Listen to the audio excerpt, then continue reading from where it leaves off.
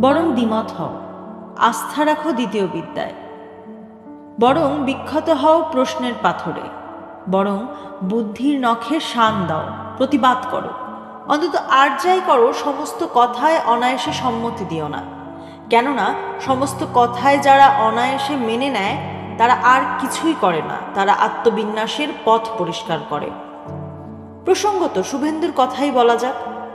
শুভেন্দু এবং সুধা কায় মনোবাক্যে এক হতে গিয়েছিল, তারা বেঁচে নেই।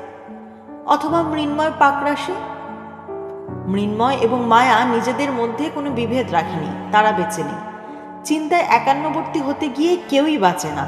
যে যার আপন রঙে বেঁচে থাকা ভালো এই জেনে, মিলিত মৃত্যুর থেকে বেঁচে থাকা ভালো এই জেনে, তাহলে দ্বিমত হও, আস্থা রাখো দ্বিতীয় বিদ্যায়।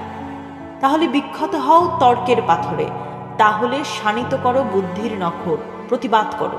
ওই দেখো, কয়েকটি অতিবাদী স্থির অভিন্ন কল্পনা বুদ্ধি যুবক যুবতী হেঁটে যায়, পরস্পরের সব ইচ্ছায় সহজে ওরা দিয়েছে সম্মতি। ওরা আর তাকাবে না ফিরে।